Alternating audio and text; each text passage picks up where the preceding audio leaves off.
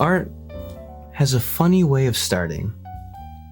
You know, sometimes it's a plan.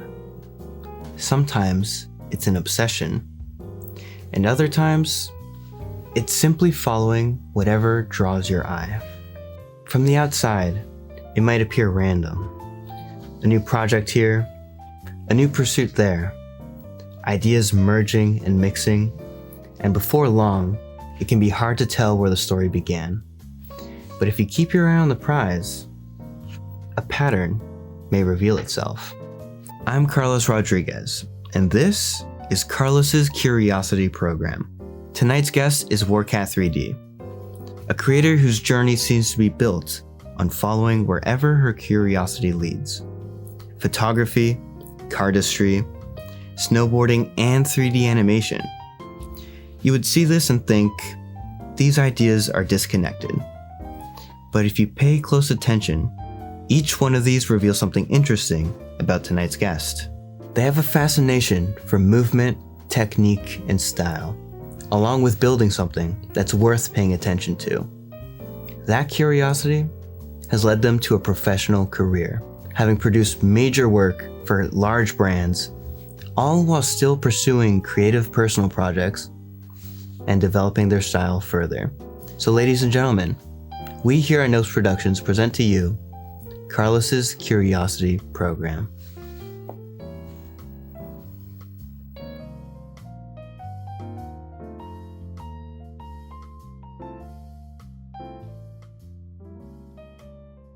All right, ladies and gentlemen, we have an amazing, talented, awesome, cool guest, and their name is Warcat.3D. Can we get a round of applause in the house? Yeah. Let's fucking go. There it is. We phased in. Turn on. Yeah. Okay. Yeah, we're in now. Dude, we gotta find a nice smooth way to do this. But yes, hello, welcome. I'm honestly so glad you could do this. Really appreciate this. It's funny that you're in a suit again, because the last time I remember seeing you, you were in a suit on the fucking disc. Oh wait, are you mentioning the what is it called, the chill server? Like way back in the day? I think it was 3D Homies. 3D Homies, yes. Oh my god. What? Okay, dude. Whoa. Okay.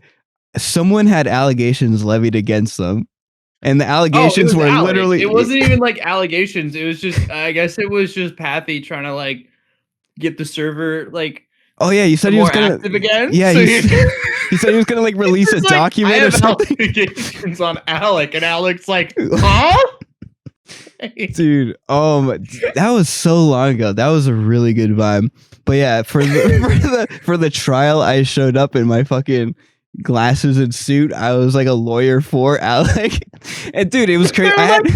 They were flaming me. Dude. I had my camera on. 20 people, and we're like, dude. Nobody's saying anything. We don't know what the fuck is happening. We're just like waiting for the news. Yeah. And then Carlos pops up in my screen wearing a fucking suit. Says, I'm Alec's lawyer. Dude, I had the webcam on and everybody started taking screenshots and said, I'm going to jail, dog. And I was like, hey, dude, I'd be a lovely lawyer for this case. Oh my god. Lawyer, I'm going to jail. I'm going to jail. Oh my fucking god. Damn, that was like almost like what feels like 4 years. That was like probably like 3 years ago. That was so long. I think it was. Yeah, it would have been like 4. Holy shit, dude. I'm so glad you brought that up. Man, okay. Fuck, I didn't have a segue, but hey, again, glad to have you on the show. Not gonna lie, I'm a little nervous. Okay, here's the thing, right? Okay, so I've known of your stuff and of you as an artist for like, you've been around longer than I have. I remember first getting into the scene and seeing your stuff and being like, oh my god, this is like sick. And you've been around for a long time. You've made a lot of cool stuff, and I'd also consider you like one of the like OG members of like the low poly scene. So it's like super sick to. Something like that. I mean, or at least like almost. I'd say so. I mean, like I just didn't keep up with that. Yeah, that's totally fair. Oh yeah, I'm not gonna get like too sporadic or anything, but yeah, a lot of your early stuff was super inspirational to me. Like starting out. And yeah, I just see you as like one of those figures in the community who I respect a lot. Thank you. Yeah, of course. Okay, to get something out of the way, right? You're from Minneapolis? Is that what it's called? Minneapolis. Dude, I'm thinking of like Indianapolis and Minneapolis. Okay. You gotta read it right there. So what's it like over there? It's pretty cool. It's pretty nice. Dude, I fucking hate that question. Okay, so here's the thing. What I would like to know, or what I'd like to start off with, is your kind of upbringing before getting into like a lot of the creative art stuff. Because I see for like a really long time, you were kind of like, it seems like you're always like trying things when it came to like photography, snowboarding, and other stuff. So before getting into low poly work specifically, I'd like to kind of understand what you were into like growing up before going into that avenue. That I don't really know, or I don't have like a concrete answer. I just liked doing art. I drew a lot. Okay, yeah. I don't feel like I was terribly great at it. Like I wasn't bad. Yeah. But I don't know. It wasn't. I certainly didn't practice enough to like have that be something I'm like, I'm gonna do this. Yeah. Like originally, especially like life-wise, it wasn't necessarily like on my radar. Like it was like something where I was like, oh, that'd be cool. But I would always get like super paranoid about money or like whatever. Just because, you grow up and parents are like, you gotta get a good job, go to school and you do real good. I'm like, that's fair, that's fine. But like I didn't really think about doing what I wanted or because I liked computers. I was like, oh, I'll just do computer science. Oh, interesting. Yeah. Went to Bozeman, Montana State for like a year and a half.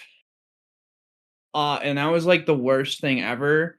And I went there for computer science, figured out I can't respect to Bozeman. I can only vacation there. I cannot live there. I will lose my goddamn mind.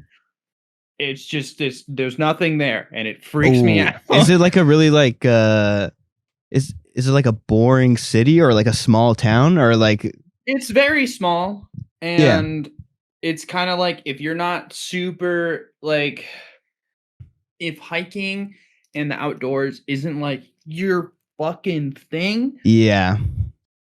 Like it's kind of up in the air if you'd actually like it or not. And especially because I went there, I was like, oh, like one of my main reasons was it was still accessible to snowboard because I have to snowboard. Like that's kind of just a thing I have to do for whatever reason. It's just I keep doing it. But I ride park. And okay. Like that was kind of my best bet to be able to go consistently because they had like a bus that went from campus to Big Sky or whatever. But I sound like a spoiled little brat when I say this. Okay. I don't. The powder made me mad because like it's known for dumping snow there. Oh, really? Year. Okay. And it drove me nuts because I couldn't like hit any park features because it would be like covered in snow half the time. Oh, and then I would just sound like an asshole because I'm in like one of the best places for snow, and I'm just like, that's so interesting. I did want to speak on the snowboarding stuff, because it was obviously like a very huge part of your life, and not to, as the kids say, glaze or whatever, but you were like insanely talented to the point of like competing in nationals. Yeah. Like That's so sick. I like was like I mean, I knew for a while that you were like into snowboarding and stuff. I've seen like your clips you show, and then I went through some of your like discography or whatever you would call it. And yeah, I saw you compete at nationals. I was like, oh my god, you were like, I knew you were good. I didn't know you were like that good. So it like blew my mind. It's weird because I don't know. I kind of sucked. Like I wasn't like. I mean, don't say that. I mean, I thought you were pretty good. Okay, the whole nationals thing is interesting because there's like nationals sounds so big, and it kind of is, but then it like when you like learn about it in the grand scheme, when you're like doing it, you're like, oh fuck, there's so many layers to this. Yeah. Like all of that is like subservient to all other like snowboard tour competitions, because then there's like you win nationals or through some other like qualifying event, you then get into these things called rev tours, which like that's where shit starts to get like scary. Like these kids are really fucking good. And then like all of those, and then even like do tour, like all these other pro events all like feed into these like world snowboard tour points, which are then like tallied. And that's, if I remember, I don't know if X Games is included in that. I'm 90% sure it is. Interesting. But that's how everything is tallied, and also now tallied for like who gets to go to the Olympics or whatever. So like, yeah, the brackets and like tournaments are like have like an interesting system built around it. Yeah. Okay. I was gonna ask like what initially got you into it, because yeah, it's very sweet. Some of your like old snowboarding videos where it's just like you and homies, it has like a really like feel good vibe to a lot of the stuff. So it was like cool seeing it. And I wanted to know like what initially got you into like that culture. My dad, I think. Okay. I mean, it would have to be, because he was the one who like he started me skiing when I was, I don't know, like 3. Oh, like, damn. I don't know. It's Minnesota, and we're white people. Like we're gonna be skiing. 2 and 2. Like it just kind of happens. Yeah. Like, the white people love their skis, and so like, yeah, I just got started on that really young, and then I think around like 9, I like saw a snowboard, and I was like, I want to try that. And then my mom got me like some piece of shit snowboard from a garage sale that she found, and then I just kind of, if I remember right, I didn't have lessons until like a year or 2 in, because I was incredibly, I mean, I was a very, very stubborn child. And wanted nothing to do with people telling me what to do. Yeah. And so like an instructor, I would just like get so mad. Like, dude, just let me figure it out. Yeah. I think that's where I like that's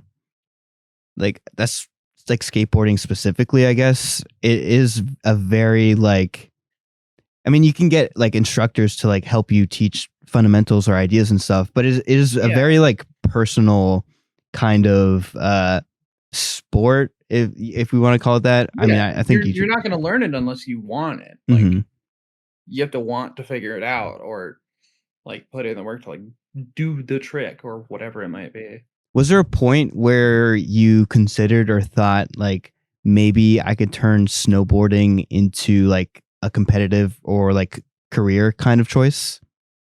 I was one of the kids where like, you've probably seen it with skateboarding too. I feel like it happens more with snowboarding just because you have more room to have bad style, I guess. Because like you can like save a trick by just like leaning way hard, like that's true, and saving your balance, versus a skateboard, you're off, you're gone, like you've but like I don't know, I could technically do these tricks, but nobody wanted to watch it, which is like the whole point. Like, it just wasn't there. I didn't look like I was in control. And then after I like dropped out of Montana State, then I started coaching, and also like just working at my local like ski hill.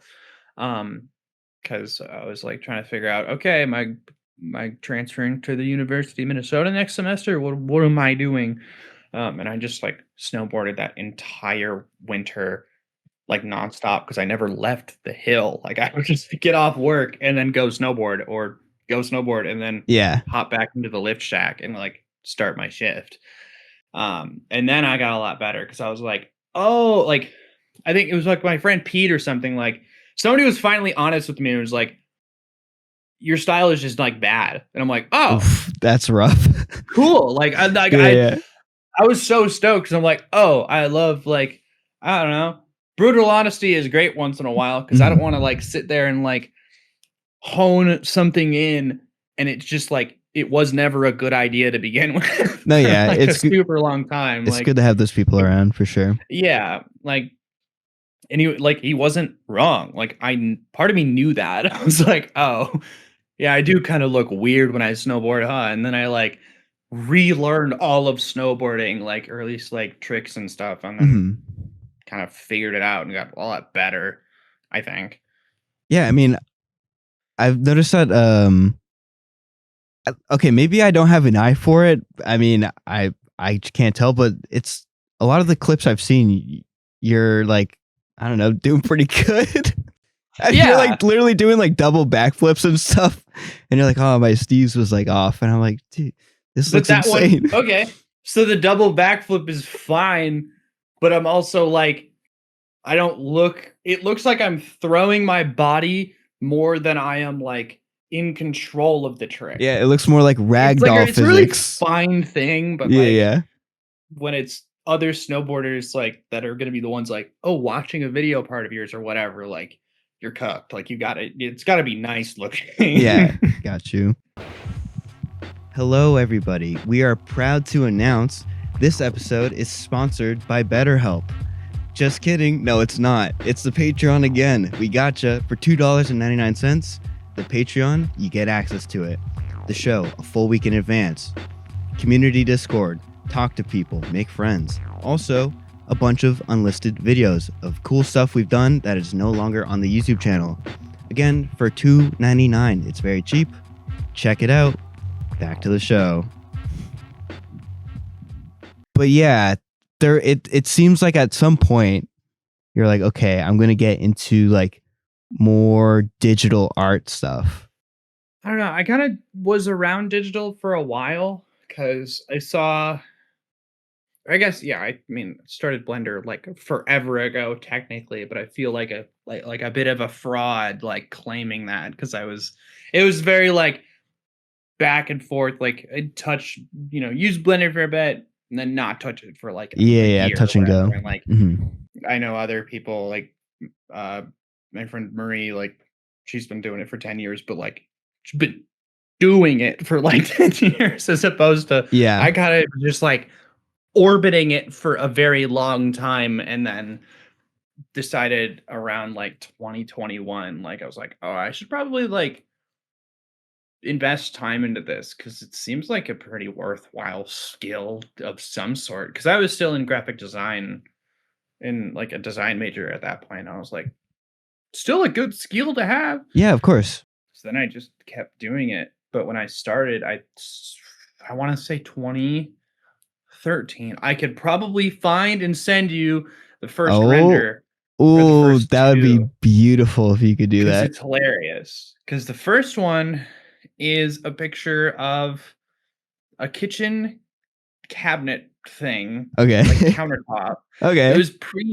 This was pre-Cycles. So like Cycles didn't exist for like a long part of Blender. Yeah. And it was fucked. Like it was super weird because you have no ray tracing or anything. So all of the lighting, normal, like, do this for shader, like it's out the window. Anything that's like even principled, like, oh, I want something kind of diffuse and glossy. You just have to mix the two shaders because there's no like principled BSDF or whatever. Interesting. It was super. Yeah, it looks. I mean, it looks like a product of its time. And, like a 13-year-old kid like doing it. It was like oranges and something. Do you still have the project file or like an image of it, or the image? It's somewhere in my Google Drive because that's like my benchmark for like how long have I been doing this? Because I know for sure at the very least that's the earliest thing I've found. That's the milestone. That's so cool that you have that. And then there was another one that I think was from around 2016. It's like this weird like robot scorpion because I figured out imperfection maps or learned about that at some point. And it was like, this is so cool. And get all the details. Like yeah. An entirely metallic thing. And then there's like, I don't know. I definitely have older files in there. I might even have an older file where I tried to make and rig GLaDOS, and that would have been in junior year of high school because I know I was working on it during study hall on my school issued laptop. Okay. But I don't know where that project file is. I know I definitely uploaded it somewhere at some point because I had to transfer it to my dad's computer to get it to render. Okay, so it's somewhere in the ether. It's somewhere out there. It's somewhere, but yeah, I don't know where. I noticed that like one of your early pieces or one of your early 3D works on your page is like a LiDAR scan, like a 3D like point cloud kind of thing. My dorm room or my apartment. Okay, so a lot of people when they're like starting Blender, I don't even know if the donut tutorial was out at that time, to be honest. I mean, maybe it's pretty old, but I got words for Mr. Donut, man. Dude, Mr. Donut, man. He sucks. Dude, I hate that guy. That guy's a piece of shit, dude. And I will say that live here. Fuck Andrew Price. Dude, Andrew Price, you bitch-made person. Yeah, so fuck Andrew Price. Oh yeah. What I was gonna say is the LiDAR scan and the 3D stuff. A lot of people when they start out, they either do Blender donut tutorial or like low poly stuff. Like what made you go with like the 3D scan? Like was that like a new thing? You're like, oh, this is like cool. I want to try it, or like what made you go that route? I genuinely have no idea. I have zero clue. Like I think I found because what's funny is that's not even Blender. That's fucking Unreal. And I hate using Unreal. Like I found some tutorial at some point of like, here's how you like render a point cloud or something. Cause I think it was, I came across, oh God, I can't remember his name. I know it starts with an R, but there's somebody who makes these like crazy like point cloud art, like renders and stuff, and those are I think all through Unity. So he's doing all sorts of like crazy shader shit, and like these points are just like kind of morphing into the scene. Because I had seen that at some point, and then it was like, how do you do that? And then somebody put out a tutorial of like rendering like a photo scan or LiDAR point cloud in Unreal, and then I just did that. Because a lot of, I don't know, that's the stuff that I started posting early wasn't necessarily like it looks big. It looks amateur, like it's not great, but it's not like beginner stuff necessarily. Because I still had all this like weird background knowledge of all the 3D stuff I'd never posted or like finished, right? Yeah. Because I had been orbiting and like consuming Blender content or like, tutorials or whatever, even if I'm not actually using the program. Yeah. Since I was like, I don't know, like 2013 or 2011 or whatever. Just because I wanted to know how it worked. Like, so I mean, the whole reason I started was because if I can move my view up, you'll be able to see. I got a Black Hawk transformer right there. Yo, 2007 Michael Bay Transformers. That movie started me doing any of this shit. Really? Like, how'd they do that? That's so fucking cool. Like it was It was the coolest thing in the What? world, and it still is. It's still like Wait, so that you saw the Transformers movie and you're like, this is fucking insane. And you're like, yeah. okay, I want to was like, this is understand. the coolest thing I've ever seen in my life. How on earth do you do any of this? And then I got like really interested in how VFX Really? works, Wow. Okay. and then Mhm. ended up using Blender at some point for whatever reason. Round of applause for the Transformers movie. Yeah. So I will die on the hill that it is still one of the greatest like Dude, it's a feats of classic. animation I've ever seen in my life. It was, I mean, for the time too. No, it's just like great piece of media. Honestly, Yeah. I haven't seen it in so long. Guys, we should watch that sometime. What? We should just watch the first maybe one or two. How many fucking transport? Is it like Fast and Furious, where there's like 100 Transformers? There's three. There's okay. 3, and then 4 and 5 might as well not be real. They're so bad. And they're not God. Michael Bay, so they don't have that Oh, weird, awful like Je ne sais quoi. 2000s like charm to it. Yeah.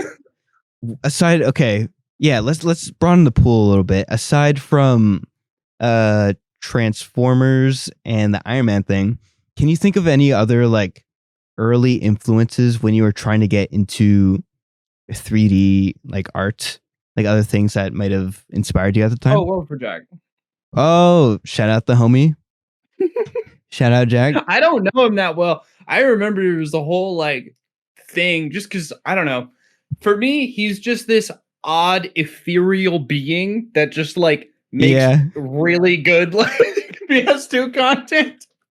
Or that kind of like lower poly like stuff because the animation style is phenomenal. And also like it being really interesting looking, but also it felt really approachable because it was so, like low res, low, you don't have to think terribly hard to make a model like that. Yeah. And so that's kind of what got me started and why my earlier stuff was like more, low poly. Was because I was like, oh, the biggest thing that like scared me off a lot of the time was all the like UV unwrapping and like proper asset preparation, and I didn't really understand it. It doesn't like have to be that way. No. So the combo between like World for Jack using just photo textures and stuff like all the time on like random shit, and it just looked great. And then Ian Hubert around the same time putting out his little like quick tutorials or whatever he calls them. Yeah. Those are, I remember those too. Those were good. Yeah, I was like, oh shit, like I've been thinking way too hard about so much of this, like especially like getting into it, because it's way easier to understand once you like start using it, but it's a way easier, I don't know, way lower barrier of entry to get users to start like actively using the program or getting into just making stuff, as opposed to like, you have to understand all these like layers of things before you can even get something rendered. Yeah, I think that's really well put. Ian Hubert and his like quick tutorial series or whatever, like they definitely demystified so much of like some of the cool effects or things you could do in Blender. Yeah, agreed with Jack too. He was definitely like my influence when I first started. And yeah, like those two things working together definitely made it a lot more approachable to like fuck around and like make shit. That and Nam. Shit, dude. Same. Dude, that was my other. Inside of you are two wolves, and it's Namek and World for Jack. It's so.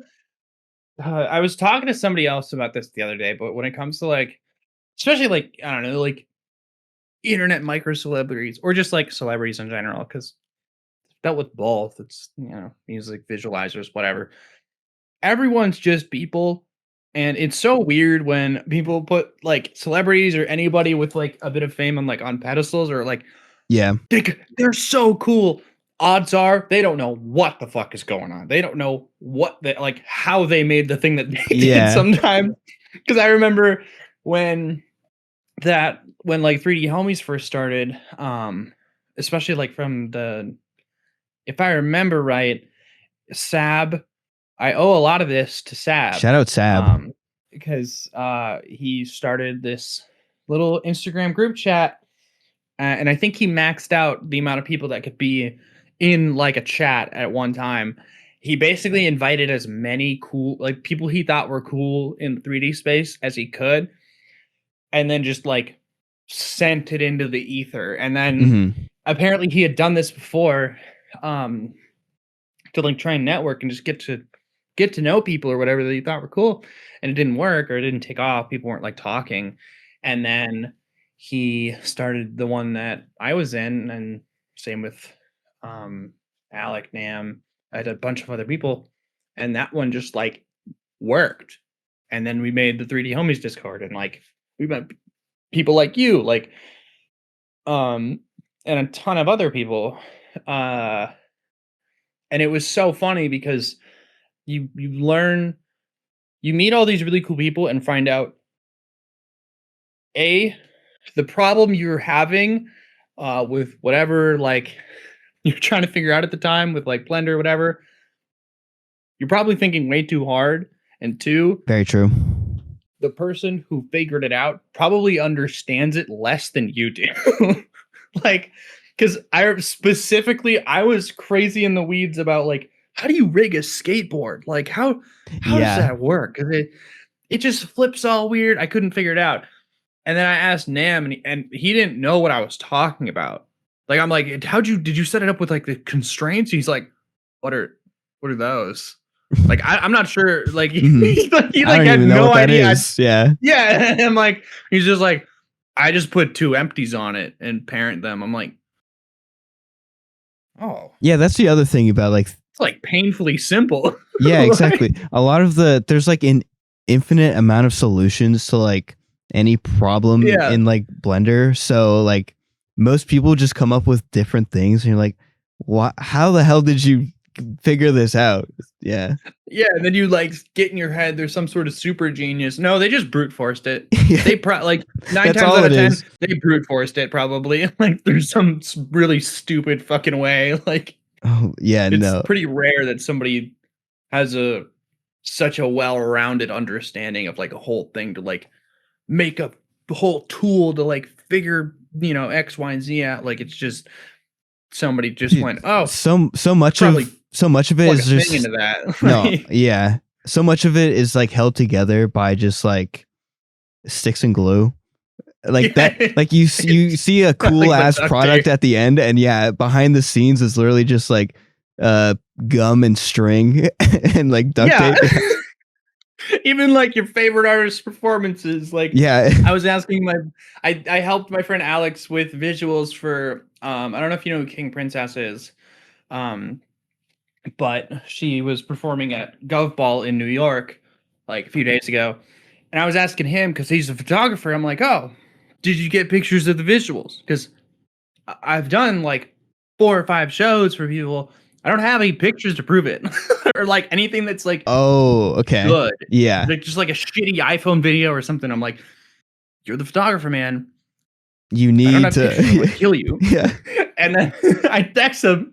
He's like, no, I didn't have anything. And his girlfriend just has a bunch of like iPhone photos because like an hour before all of the time code stuff broke. And so they're like backstage on a laptop trying to, figure it out. And so he ended up having to just stand there for an hour manually like starting all of the visuals. Oh my god, that sounds horrible. It sounded like it sucked. There's so much just like frantic running around like last second figuring shit out as you go when it comes to like any of this stuff. It's really, really funny. I don't like having to shit every day. Is there something wrong with that? No. Here's like a way for your kid not to be fat. Okay. There's a girl in Marvel. What is the line between eating disorder and just being healthy? It's mindset. White people don't want kids because we're gay and don't believe in God. Mason, you on girl boss hormone, right? TBH. More like TBH. I don't think you should have done that. More like TBH. I hope he's okay. Nice, guys. Guys, we're on a roll. The Knopes Productions Patreon. The best $2.99 you can spend. Oh, I wanted to ask about some of your commercial work. Okay. So you've worked for like crazy big companies and have done like we have Oakley, we got Nike, we got High Ground, which shout out High Ground and shout out Brawlers World. And also you did something for like the Teenage Mutant Ninja Turtles like movie. That one was by far like the coolest one I've ever done. Yeah, what was it like? Okay, let's build this bridge. Take a walk with me. So at some point you're like having fun, you're like making personal projects and like just expanding your toolkit and just like fucking around, right?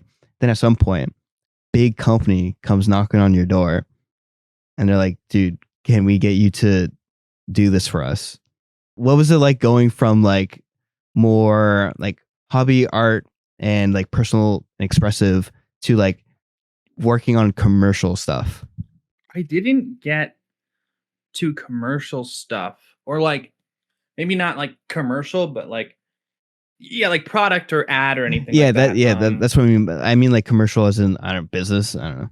Yeah, because I had started, or the thing that like got me, that was like my final push to like drop out of school, was this music video for Young Bae, that like, I heard about from the 3D Homies Discord or whatever, in like the commissions channel, because my friend Alex, or I didn't even know him at the time. I just knew my other friend Peyton needed help because this whole music video was like falling apart because it was supposed to be entirely animated. Okay. And then whatever dude was in charge of making the characters, and then also the dude that was like in charge of animating them, if I remember right, he basically like was in charge of at first the whole video, and then he just disappeared. He didn't say anything for like 3 weeks. And my friend Alex was like, "Hey, how's the video coming along?" Because he, I guess, assumed that this guy was working on it. And he was like, "Oh, I handed it off to my friend." And then like turns out this other guy like hasn't done anything and like just made like 2 like mediocre character models. Oh. So like, and that was it. And we had like a week to do the whole video. Jesus. And I'm still in school. Mm-hmm. So it was me, my friend Sahaj. Dude, what the fuck? That's crazy. And then that was it. At least for like getting stuff animated. And then my friend Peyton was supposed to edit it. And then we like the timeline got all screwed up. So then we ended up having some what was that? Saber do like all of the editing. And he is not Ukrainian, but was in Tajikistan, if I remember right. And this was like also during the whole like Crimea annexing thing, like when Russia started to do their like take over for a while or whatever, but like like started doing like an active like military push towards Ukraine. And so like we're editing, we're like, fuck, I hope they don't go like south. like he's right there. And so this whole week was just nightmare nonstop. But it was like the first real paycheck I'd ever seen from like animating stuff. So I was like, this has to get done. And also I'm going insane. I cannot be in school anymore if I like need to, I can't be juggling both of these things. If I have a real shot at getting this to like be a job, then I have to do something. Like something's got to change because I'm either staying in school and I kind of have to cool it or give up a little bit on all the 3D stuff, or I have to cool it on school and do the 3D stuff. Because the third option is I go completely insane, which is not an option. So like, what made you like pull the trigger and like decide, okay, like I'm going to go in this direction? It was like 90% that video, because I had been like working on stuff and like I don't know, doing smaller music videos. Like I feel like a fairly typical start where you're just doing stuff for like really small artists and you're working for like bum money. Like it's if I like calculated it, it'd be like $1 an hour. Like you're just like, shit. okay, cool. I'm getting work, whatever. And then that video happened. And additionally after it, I also had a teacher who just drove me up the wall because I had my friend Alex on the behalf of Sony Records. Like it was an email that I had him send to my teacher because I'm like, hey dude, this lady will not listen. Like, Okay. An assignment was late or whatever because I was in the middle of this nightmare thing. And she just was like, well, you have to turn your things in on time. And I'm like, I'm going to school for like design, for art. I'm actively making money and like building a career doing that via this 3D stuff. Yes. And you're sitting here going, you just got to put it in on time. What are we doing? Like, fuck you, professor. It's like shooting me in the foot. I'm like, why? That seems like it would be a huge, like, I understand the sentiment, but also I made you a whole email, like, from Sony. I feel like that should have some merit. Like, I don't know. I felt crazy. I was like, does this mean nothing? Like, I mean, you would think so.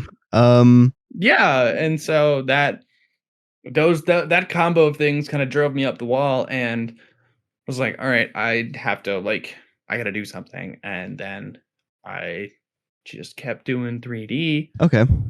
And then I don't remember. I think High Ground was the first like commercial product thing I ever got.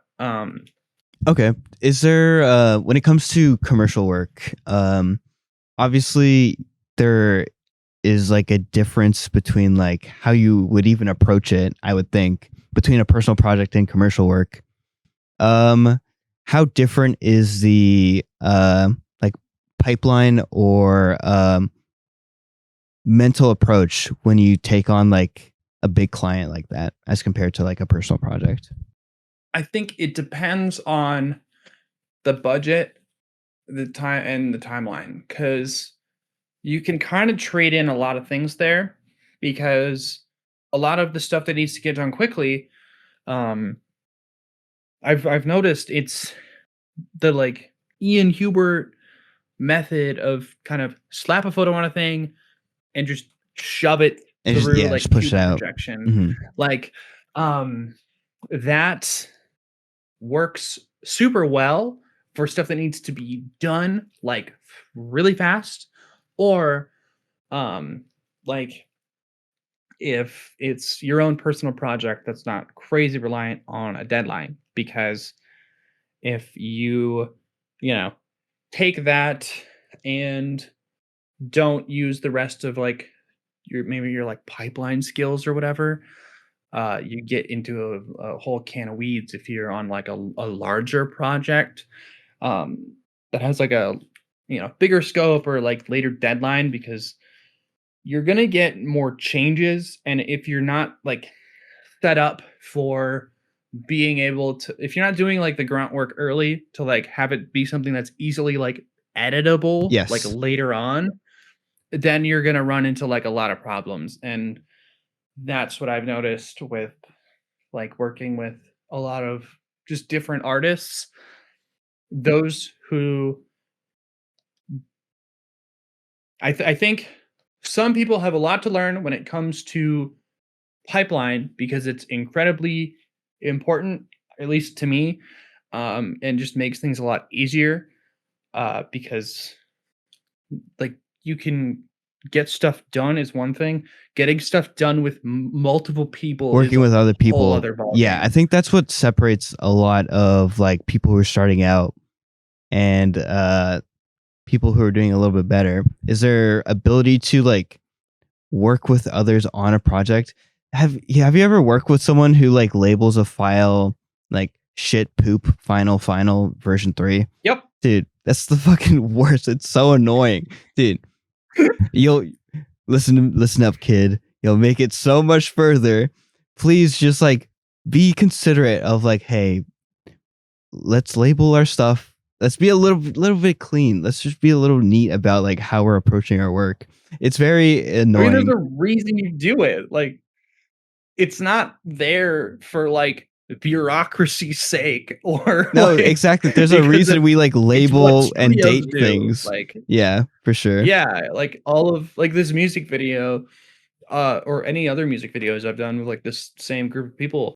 Everything is labeled like really well. Like we have an entire Excel spreadsheet of all the shots, what needs to be done. Has it been like motion tracked? Does it need to be motion tracked? All this stuff. And then like everything's split out into like different folders for like VE1, verse 1, or CH1, chorus 1 for all that stuff. And then all of them are also like prefixed with 001. Yeah, 002, everything is just like 003, totally so that everything is out. always stacked the right way. Yeah, when you're like looking at it in a file browser, and it's like it's a bit of a pain in the ass to set up, but once you do it, you're like, oh my god, I'm so glad it's so I much did, better. because if you had to manage these like 90 shots and all of them are labeled like final V004. Yeah, it's just like hard to navigate any of it. Definitely final. Like you're just gonna explode. Like it's gonna feel awful. No, that makes sense. Something that I'm picking up is that you're very like inquisitive, like very technically skilled, and how do I describe this one? Not like problem solver.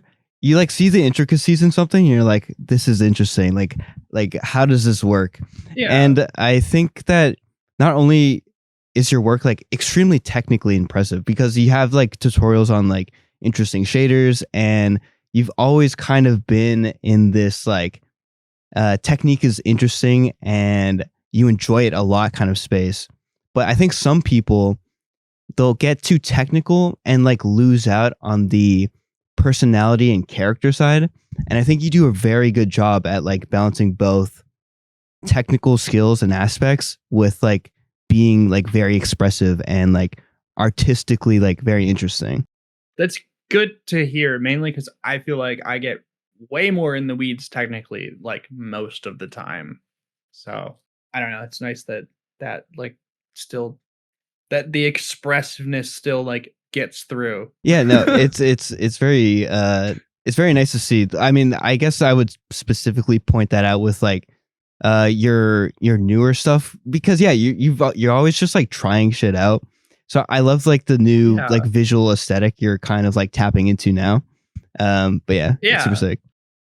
I was very happy with it because I'm like, oh, like it like has like interesting texture to it, but it's also stuff that I can kind of just like push out really fast, like the low poly stuff. Like I don't have to think super hard on like making the assets or whatever, or getting it like rendered well, because I was, if I wanted to make something like super realistic and super cool, then I'm like building out assets all properly in Blender, shipping them out to Houdini, building a scene in Houdini. Like it's a way longer process than what, like, I don't know, makes me happy, because like smaller, quicker things are just more fun, because I don't know, instant gratification probably. No, yeah, that's totally fair. Yeah, like I think a lot of it is that it just kind of is able to be done faster, and it still looks pretty good. Mm-hmm. Yeah, I mean that's a good mix of things, to be honest. Do you want to see something cool? Depends. Well, as a matter of fact, I did research on the fact you did cardistry, so I took some time to prepare something. No shot. No shot. I need my speakers. Tyler, lights.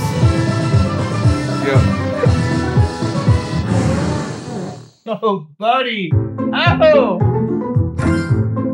those bicycles? What are those? What we got? It's like a snow kind of scene. He's playing the game. Yo, he's playing the slots game. Party for pizza!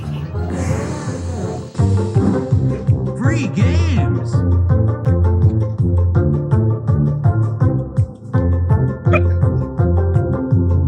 Right.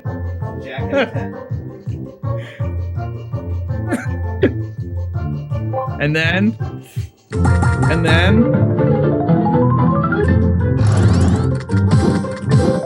Ooh. Ooh.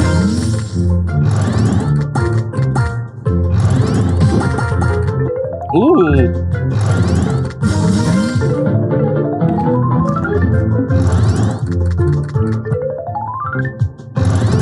Bravo.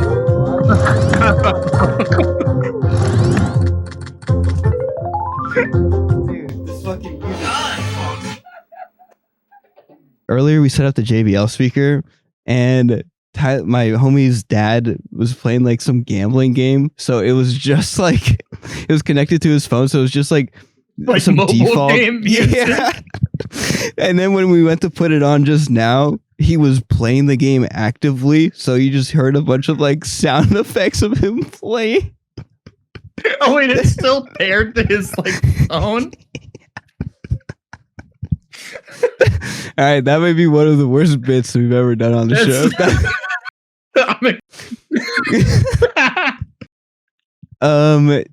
Thank you so much for doing this. That was really fun. I enjoyed it a lot. I haven't talked to you in like This is fun. so long, so I was like, oh my god, I gotta reach out. I have not seen you since the suit. I know, it's literally been The that suit incident, I think. dude. Look at me now. Now you got a different suit, Still in the suit. dude.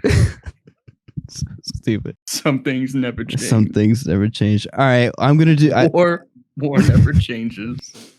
I have to do an outro now, so I'm gonna say goodbye. It was nice chatting, and then Tyler's gonna pull the plug from the TV. Gonna pull the plug on me? Yeah, we're gonna pull. No. I'm sorry, it's gotta be this way. I'm sorry. Okay. Okay. Well, now I feel bad. All right, it's Getting cold. beep, beep, beep. How I pull the plug.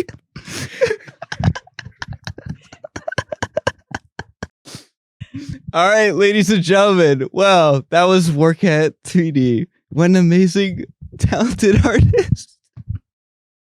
I hope you guys enjoyed the episode. Have a good time. Have a good night. Thanks for being on the show. She's dead.